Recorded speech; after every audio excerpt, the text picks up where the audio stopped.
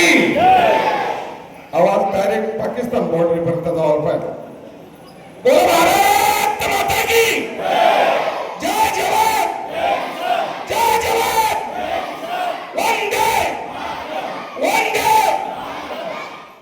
महाराष्ट्राचे कुलभूषण हिंदवी स्वराज्याचे संस्थापक छत्रपती शिवाजी महाराज, विश्ववंदनीय परमपूज्य डॉक्टर बाबासाहेब आंबेडकर, महात्मा ज्योती, महात्मा क्रांती, महात्मा ज्योतिबा फुले, माता रमाई, माता भीमाई, माता गौतमी, माता प्रजापती, माता जिजाऊ, माता सावित्रीबाई फुले यांच्या त्यागाला प्रथम पंचांग प्रणाम करतो. आज म्हणजे आमच्या आबासाहेबांचा पुनर्जन्म झाला असं म्हणायला हरकत नाही, म्हणून जोरदार टाळ्या झाल्या पाहिजे. कारण आबासाहेबांनी पंजाब रेजिमेंट मध्ये जवळपास 20 वर्षे दीर्घकाळ सेवा केली आणि इन्फंट्रीचा पंजाब ग्रुप सर्वात डेंजर लढाईसाठी सदैव पुढे असतो. त्या ग्रुप मध्ये आमच्या आबासाहेबांनी नोकरी केली. आणि आताच माझे गुरुजन वर्ग, आदर्श शिक्षक चव्हाण सरांनी सर्व जीवनपटाबद्दल सांगितलं की आबासाहेबांनी हलाख्याच्या परिस्थितीनं कसं जीवन काढलं. आणि दोघं भाऊ रामश्याम आज भारतीय थलसेनेच्या उच्च पदावर आमचे हनुमान दादा देखील आहेत. हनुमान दादा येणाऱ्या आगामी दिवसात लवकरच नायक सुभेदार बनतील. त्यांना देखील सर्व आलेल्या नातेगोत्यांनी शुभेच्छा देऊन टाळ्या वाजवा.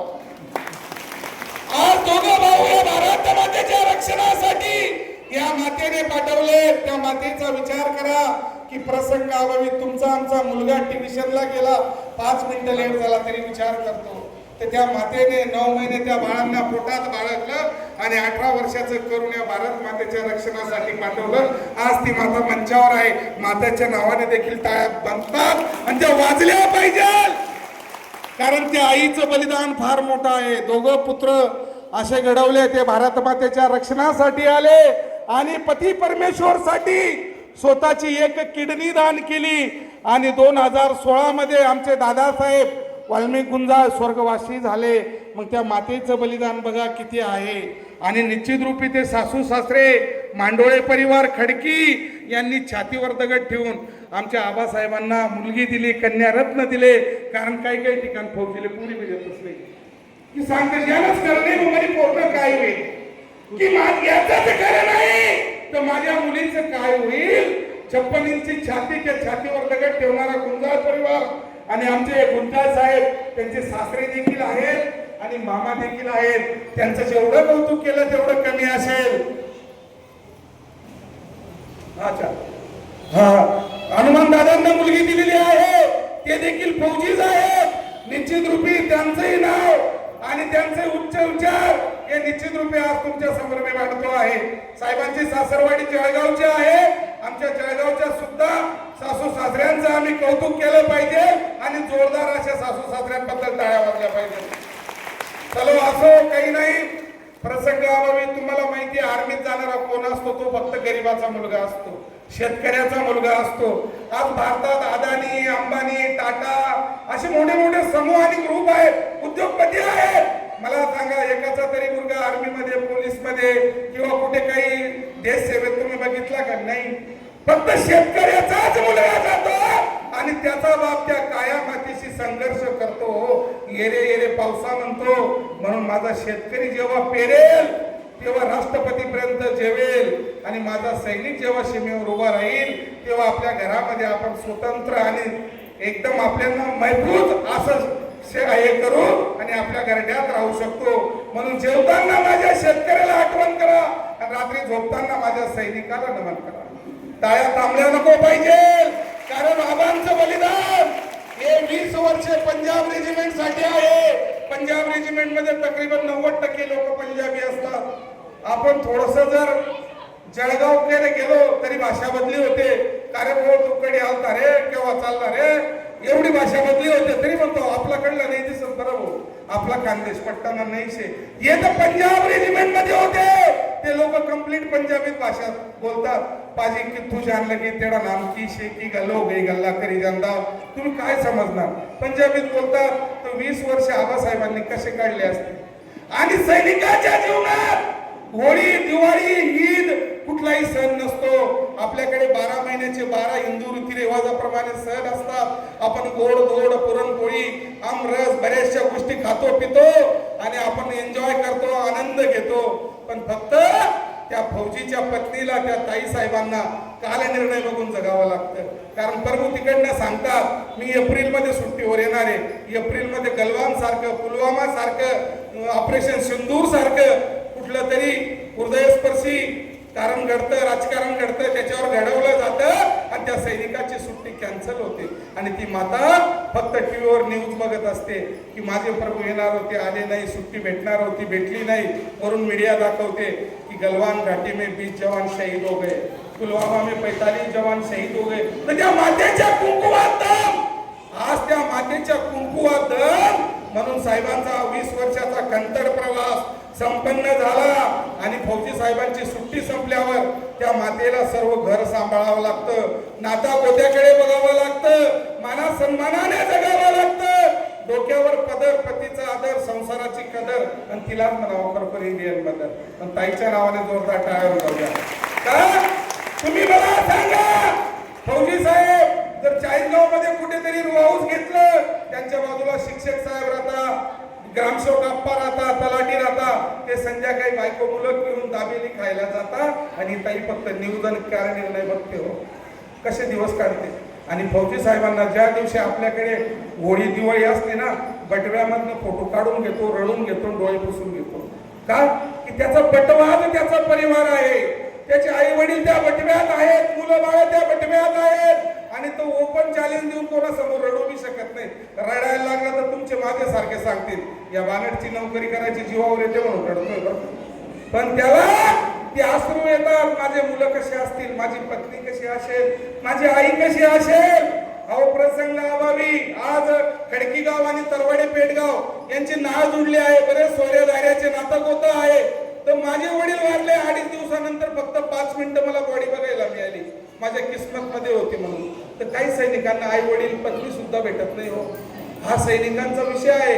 वेतन हा प्रत्येक जण घेतोय, फौजी देखील वेतन घेतोय. पण वतन सैनिकांच्या समोर पहिले वतन असतं, नंतर वेतन असतं. आदर्श शिक्षक गुरुजन वर्ग चव्हाण सरांनी सांगितलं की मरण जर एवढं सोपं राहिलं असतं आणि हा जीव जर एवढा सोपा राहिला असता तर प्रत्येकाला तशी शहादत हवी. का तर सैनिकाला पेमेंट भेटतं, पण तो 24 तासाचा प्रहरी आहे. केव्हा मोतील सांगता येत नाही. आणि जर काश्मीर सारख्या भागात असतो ना तर 4 महिने हिमपात होतो. म्हणजे जसं आपल्याकडे पाऊस पडतो ना तसा बर्फ पडतो आणि हातापायाचं जे रक्त असतं ते गोठलं जातं, झोप लागत नाही, गरम पाण्यात पाय बुडवा लागतात, ते रक्त वितळतं तेव्हा झोप लागते. असा सैनिकांचा प्रसंग आहे. 6 महिने सुट्टी भेटत नाही. 2007 मध्ये मी गुलमार्गला होतो. सर्वात जास्त बर्फ पडतो तिकडे आणि नवीनच अँड्रॉइड फोन आले. मला वाटलं आता रोज आईशी बातचीत होईल, बायकोशी व्हिडिओ कॉल होईल, आपण रोज व्हिडिओ कॉल करत जाऊ, मुलं बाळांना बघत जाऊ. अचानक तिथलं टावर आउट झालं. तर रोज मी ना ATM मधनं 100 रुपये काढायचो, तो बायकोला मेसेज यायचा. तो बायको म्हणायची आज माझे प्रभू जिवंत आहे. तर अशी सैनिकाची भूमिका आहे. महिना 2-2 महिना बात सुद्धा होत नाही घरच्यांची. कोणी मेलं गेलं काही झालं माहिती सुद्धा पडत नाही. तर हा सैनिकांचा संघर्ष आहे. आणि आता थोड्या काही दिवसापूर्वी आपल्या पेहलगाम मध्ये 28 मान्यवरांना, टुरिझमांना त्या आरामखोर पाकिस्तान्यांनी कंठस्नान केले. सर्व भारत म्हणत होता बदला लो, बदला लो, बदला लो. ऑपरेशन सिंदूर झालं. बदला कोणी घेतला? आमदार साहेबांनी घेतला का खासदारांनी घेतला का टाटा बाटा वाटा अंबानी यांनी घेतला? कोणी घेतला का? याच्यातलं कोणी गेलं का सिंदूरचा बदला घ्यायला? फक्त माझा जवान गेला. आणि ज्या दिवशी तो जवान रेल्वेने जातो, इमर्जन्सी जर त्याला रिकॉल झाला तर त्याला संडाजवळ बसून ड्युटीवर जावं लागतं. आपण त्याला जागा सुद्धा देत नाही, कारण आपण रिझर्वेशन केलेलं असतं. आणि त्याच्याकडनं काय अपेक्षा ठेवतो की बदला आलो, बदला आलो. आणि तो बदला घ्यायला जवान जातो. निश्चित रूपे जर असा सैनिक कुठे आढळला, कारण सैनिकाला शक्य होत नाही, रिझर्वेशन लवकर भेटत नाही आणि तात्काळ जर तिकडनं बोलावं आला तर जावं लागतं. आज तर चव्हाण सरांनी सांगितलं की कार्यक्रम बिफोर चालू झाला, कारण ह्या कार्यक्रमाचं नियोजन माजी सैनिक आणि आमचे सर्वांचे हृदयस्थान सैनिक सम्राट मनोज माडिक, तरवाडे पेठ कार्यरत पोलीस आणि हनुमान सर, आरेचम सर यांचं होतं. आणि त्यांच्या गावाचे सर्व आजी माजी सैनिक, इथं आलेले सुभेदार कटाळे साहेब देखील असतील, गोविंदांना वाघ असतील आमचे पाहुणे समाधान जाधव, 3 मार रेजिमेंटचे 2000 रणबाकुरे, जनार्दन महाजन सर आहे, आमचे पावले सर आहे, आमची म्हणजे बरीचशी मंडळी आहे. अशा मंडळींनी हे नियोजन केलेलं आहे. आज मला सांगा 7-8 वर्षापूर्वी जर सैनिक रिटायर झाला तर कोणी विचारायचं नाही की सैनिकांचं आणि सैनिकांच्या परिवाराचं मान सन्मान वाढवण्याचं काम आम्ही केलं. फक्त तुमचा आशीर्वाद आमच्या पाठीशी होता म्हणून की आज माझ्या आबासाहेबांनी, प्रशांतदादांनी जे 20 वर्ष काढले त्यांची थकान भागान निघली की 4 तिरंगे बांधून आपण संपूर्ण छत्रपती शिवरायांच्या चरणाशी नतमस्तक झालो. शिवरायांची आरती झाली, पूर्ण गावात आरत्या झाल्या, वाडवडिलांचा आशीर्वाद मिळाला. याच्यापेक्षा आमच्या आबासाहेबांना काही नको, देवाने दिलेलं भरपूर आहे. फक्त तुमचा आशीर्वाद असावा असं मी निश्चित रूपी सांगतो. तुम्हाला सांगतो, कारगिलच्या पहिले तर कुठलाही जवान शहीद झाला, इथे माझे गुरुवर्य पकदादा पाटील देखील असतील, BSFचे, धुवाधारामच्या तरवाडे गावाचे ज्येष्ठ श्रेष्ठ सैनिक आहेत, प्रकाश किसन पाटील आमचे प्रेरणास्थान आहेत. दादासाहेब मला सांगा, कारगिलच्या अगोदर जर आपत्तीजनक स्थितीमध्ये जवान शहीद झाला तर त्याची बॉडी सुद्धा घरी यायची नाही, फक्त त्याचे कपडे आणि फोटो यायचा. आणि त्या आई वडिलांना फक्त सांगितलं जायचं की आपका लड़का कार्यकाल में शहीद हो गया, इसके ये कपडे है, इसकी ये बक्सा है, इसका ये सब कुछ पुरानी यादें. तर कारगिल नंतर जर कोणी काही केलं असेल तर निश्चित रूपी भारताचे स्वर्गीय भारतरत्न प्राइम मिनिस्टर अटल बिहारी वाजपेयी यांनी तरतूद केली की मेरे देश का जवान किसी भी आपत्तिजनक स्थिति में अगर वीर गति को प्राप्त होता है तो उसका पार्थिव शरीर उसके पैतृक गांव में जाएगा, कर्मभूमि मातृभूमि में जाएगा. म्हणजे आपल्या गावात शेवटचे वीर जवान, शहीद जवान अरुण जाधव साहेब आहेत. निश्चित रूपी साहेबांचं बलिदान व्यर्थ जाणार नाही. नतमस्तक होतो साहेबांशी, कारण साहेब तिस्ता नदी सिक्कीम मध्ये झालेला तो आघात आणि लढाईच्या काळातच साहेबांशी वीरमरण आलेला आहे. तर निश्चित रूपी मला सांगा की या सैनिकाच्या किस्मत मध्ये पहिले आपल्या गावातली भूमी सुद्धा नव्हती, तिकडे अंत्यविधी करून दिला जायचा. तर तरतूद करून अटलजींनी सांगितलं. अटलजी जेव्हा संसद मध्ये बोलायचे तर ते सुरुवातीला सांगायचे कि भारत कोई भूमि का टुकड़ा नहीं है, एक जीता जागता राष्ट्र पुरुष है. कि भारत कोई भूमि का टुकड़ा नहीं है, एक जीता जागता राष्ट्र पुरुष है. ये नंदन की धरती है, वंदन की धरती है, यहाँ की नदी नदी गंगा है, यहाँ का कंकड़ कंकड़ शंकर है. हम जिएंगे भी तो भारत के लिए, मरेंगे भी तो भारत के लिए. मरने के बाद अगर बहती हुई गंगा में हमारी अस्थियों को कोई कान लगाकर सुन लेगा तो ये क्या आवाज आएगी? भारत माता की जय, भारत माता की जय. तर सैनिकांची परिस्थिती इतकी डेंजरस आहे की आई वडिलांची पहिले बातचीत नाही व्हायची. आता हे थोडंसं झालं, स्मार्ट सिटी झाल्या, त्यानंतर हे 5G आलं, त्याच्यामुळे बात होत असते. पण अजून देखील बॉर्डर एरियावर लगेच बात होत नाही. परिवाराला कुठली इंटिमेशन करू नये याचा प्रोटोकॉल असतो. तर सैनिक हा म्हणजे खूप संवेदनशील व्यक्तिमत्व असतं. त्याला अशा गोष्टी मला सांगा, मागे काही दिवसापूर्वी विद्यमान आमदार साहेब संजय गायकवाड थोडीशी डाळ खराब होती तर त्याने त्या वेटरला बॉक्सिंग मारून तिथे लंब केलं, हो काढून टाकलं खाली. संजय गायकवाड शिवसेनेचे आमदार आहेत.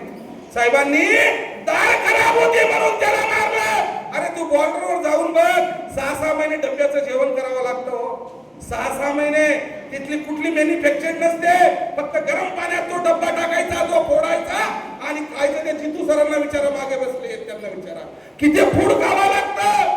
असे सैनिकाचं जीवन असतं. तुला संघर्ष करायचा जे, मारायचं जे, त्या बाउंड्रीवर जे जेवण पाठवतात त्यांना मारला. त्या गरीबाच्या मुलाला काय मारतो? त्याला 2च बॉक्सिंग मध्ये तू फ्लॅट केलं. खासदार प्रणितीताई शिंदे, तिचा पक्ष मला सांगायचा नाही, तिच्याबद्दल मला निंदा निकृष्टता करायची नाही. प्रणितीताई शिंदे सांगते की ऑपरेशन सिंदूर हा तमाशा आहे. अरे ऑपरेशन सिंदूर तमाशा आहे, तुम्हाला सर्व पुरावे मिळाले. म्हणजे ऑपरेशन सिंदूर जर तमाशा आहे तर तुम्ही सैनिकांवर सुद्धा शब्द उचलताय, सैनिकांच्या आस्थावर विश्वास ठेवत नाही. म्हणून मी सांगतो, आर्मीमध्ये राजकारण नसतं पण आर्मीवर राजकारण केलं जातं. ईस्ट इंडिया कंपनीने भारतावर 150 वर्ष राज्य केलं. 150 वर्षानंतर जर जी पहिली घटना असेल ती लेथपुरामध्ये आणि पुलवामामध्ये 45 जवान शहीद झाले. कोणाचा मुलगा गेला, कोणाचा पती गेला, कोणाचा बाप गेला, कोणाचा भाऊ गेला. या मीडियाने फक्त 4 दिवस हेडलाईन दाखवली की इनका बलिदान व्यर्थ नाही जाएगा. 4 दिवसानंतर हेडलाईन सुद्धा दाखवली नाही. नाही एखाद्या मंत्र्याचं पुत्र आजारी असतं ना, ते 10 दिवस दाखवतात. तर ते सैनिकांचं मरण एवढं स्वस्त नाही हो. जाणारा कोणी गरीबाचाच पोरगा आहे. मला सांगा, गरीबाचाच पोरगा आहे. निश्चित रूपी तो जाणारा कोणाचा म्हणजे मोठ्या श्रीमंताचा नाही. त्याच्यामुळे सैनिकांबद्दल आणि शेतकऱ्यांबद्दल ज्या दिवशी तुम्ही आस्था बाळगाल, भारत हा सुजलाम सुफलाम आणि कृषी प्रधान देश आहे. निश्चित रूपी मी आत्मविश्वासाने सांगतो, सैनिकांना राजकारण हे जमत नाही. मी जरी राजकीय विषय असलो तरी माझा तो विषय अलग.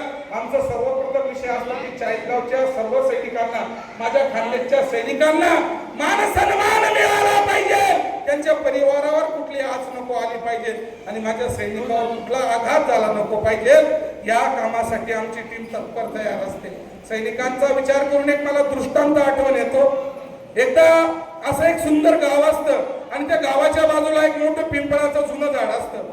त्या झाडावर काय असतं, घरटं असतात. एका घरटात चिमणी राहते आणि एका घरटात कावळे राहतात.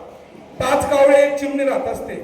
तर त्या 5 कावळ्यांना वाटतं आता आपल्याला दाना पाणी या गावात नाही भेटायचं, आता आपलं काय होईल, माझा उदयनिर्वाह या गावात न व्हायचा, हे गावात जळत आहे मेच्या महिन्यामध्ये, आपलं काय होईल. पण ती चिवताई काय करते माहिती, एक छोटासा जीव चिवताई आपल्या चोचेत पाणी घेते आणि ते आगेवर टाकते, चोचेत पाणी घेते आणि आगेवर टाकते. ते 5 कावळे तिला असतात आणि ते कावळे काय सांगतात माहिती का तिला, की चिवताई तुझ्या एका थेंबाने आग विझणार नाही. मग चिवताई सांगते, दादा मला देखील माहिती आहे, पण ज्या दिवशी या गावाचा इतिहास लिहिला जाईल, तुमचं नाव हसण्यामध्ये असेल आणि माझं नाव आग विझवण्यामध्ये असेल. म्हणजे माझा बोलण्याचा हेतू, सैनिक जे काम करत असतो त्या कामाची कधी चंपूगिरी करत नाही. कोणी माझ्या कामाला बघेल असं वागत नाही. फक्त सैनिकाचं काम असतं निष्ठावंत होऊन ते काम करत राहणं आणि त्या परमेश्वराला त्या सैनिकाच्या कामाची जाणीव असते. त्याच्यामुळे तुम्ही मला बघा, सैनिकाचा एक रुपया हा कष्टाचा असतो. निश्चित रूपे आज दोघं भाऊ बघा, आज 20 वर्षे करून आबासाहेब आले आणि पुढे होणारे अधिकारी तुमच्या गावाचे हनुमान दादा आता आरेचम आहेत. आरेचम म्हणजे सर्व रेजिमेंटवर कंट्रोल करणारं व्यक्तिमत्व. जवळपास 500-600 मुलांवर कमांड करणं, प्रत्येक मुलाला प्रत्येक डिटेलमेंट मध्ये पाठवणं आणि प्रत्येकाच्या पारिवारिक विषयांपासून सुट्टीपासून त्याच्या अडी अडचणी दुःख सुखापर्यंत विचार करणं, आज एवढी मोठी जिम्मेदारी आमच्या हनुमान दादांवर आहेत आणि आरेचम सारखं पद ते भूषवत आहेत. निश्चित रूपी प्रभूचरणी प्रार्थना करेल, शिवचरणी प्रार्थना करेल, परमपूज्य डॉक्टर बाबासाहेबांच्या चरणाशी वंदन करेल आणि हनुमान दादा लवकरात लवकर स्टार लागो हीच मी इच्छा अपेक्षा बाळगेल आणि त्यांना सर्वांच्या साक्षीने शुभेच्छा देईल. कारण दादा तुम्ही बनल्यावर असा जनसमूह आणि आलेले मान्यवर आपला समाज एकत्र करून तुमचा आपण हे बिलकुल सत्कार समारंभाचं करू. निश्चित रूपी वैकुंठवासी आणि चाळीसगाव तालुक्याची आणबाणशान विश्वस्त पप्पूदादा गुंजाळ यांचा देखील निश्चित रूपी आशीर्वाद या परिवारावर असेल असं मी स्वर्गीय पप्पूदादांना देखील नतमस्तक होऊन वंदन करतो. आज मला या कार्यक्रमाविषयी हे सांगायचं, आदर्श गाव खडकी ज्या टाइमापासून हा कार्यक्रम चालू झालेला आहे, आमच्या आता कोले साहेबाला आमचे गोकुळप्पा कोले आले असतील, धनंजय आप्पा मांडोळे असतील आणि पवार साहेब सरपंच असतील, सर्व मान्य आमचे विरोध नाडिक मामा देखील इथं हजर आहेत, तर तरवाड्याची देखील पवार साहेब आहेत, सर्व मंडळी हजर आहे. तर कार्यक्रम सुरू झाल्यापासून तर संपेपर्यंत सर्वांनी या कार्यक्रमाला बिलकुल सपोर्ट केलेला आहे आणि सैनिकांच्या प्रती या भावना आपल्या जर असतील तर निश्चित रूपी माझं गाव, माझा देश आणि माझा सैनिक हा सुजलाम सुफलाम झाल्याशिवाय राहणार नाही. नतमस्तक करतो की जे पुलवामामध्ये जवान शहीद झाले त्यांच्यासाठी एवढंच माझं म्हणणं आहे की शहीदों की शहादत रंग लाएगी, आज पतझड़ जरूर है लेकिन कल बाहर आएगी. त्याच्यात 2 जवान आपले महाराष्ट्राचे देखील होते, 45 जवान त्या लेतपुरामध्ये गेले. ते सर्वात मोठी काळ गोष्ट आहे. केलं झालं का घडवलं त्या देवाला माहिती, पण त्या परमेश्वर त्यांच्या आत्म्याला चिर शांती देव. आज तुम्ही आमच्या सारख्या सर्व सैनिकांना बोलून जो मान सन्मान दिला, जे आमचे सर्व आलेले माजी सैनिक आहेत त्यांनी देखील या कार्यक्रमाला हजेरी लावली आणि कार्यक्रमाची रूपरेषा वाढवली. निश्चित रूपी हा कार्यक्रम हृदयस्पर्शी कार्यक्रम आहे, कारण हा कार्यक्रम राजकीय क्षेत्राच्या पलीकडचा कार्यक्रम आहे.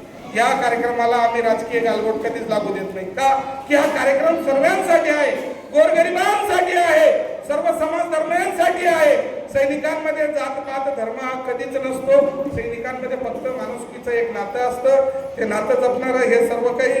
आज मला सांगायचं की प्रसंग अभावी आज यांनी जो खंतर प्रवास पंजाब रेजिमेंटचा केलेला आहे, त्यांनी आपल्या खडकी गावासाठी, नात्यागोत्यासाठी आपल्यामध्ये जे सर्व त्यांनी 20 वर्षाचं कुठून भरलेलं म्हणजे जनरल नॉलेज असेल ते मुलांना देऊन येणाऱ्या आगामी अग्निवीर भरतीसाठी तयार करावं असं मी आबासाहेबांना हनुमान सरांना विनंती करतो व आमचे काकाश्री मनोज महाडिक साहेब आणि आमचे चव्हाण खर्दीचे चव्हाण साहेब हे देखील येथे उपस्थित आहेत. मनोज महाडिक साहेबांचा या कार्यक्रमासाठी फार मोठा विषय होता आणि आमचे पाहुणे समाधान जाधव त्रिमार रेजिमेंटचे यांचा देखील आदेश होता.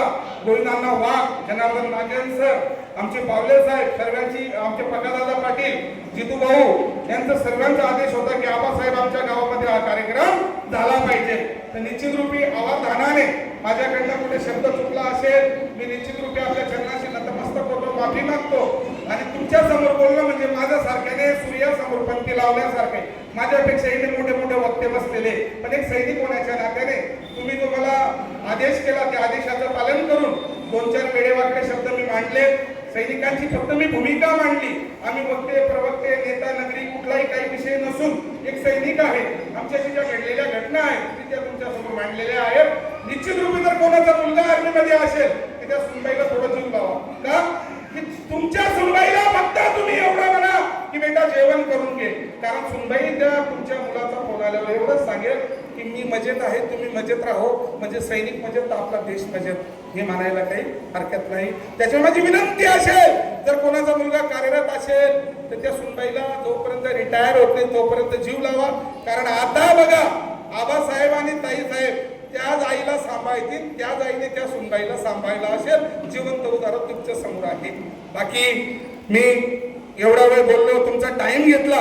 निश्चित रूपी पंचकृषीचा आशीर्वाद माझ्या डोक्यावर असेल. पुनश्च खडकी गावामध्ये जेव्हा केव्हा कार्यक्रम असेल तुम्ही आदेश करा. तुमच्या आदेशाचं पालन करून आम्ही कार्यक्रमाला येऊ.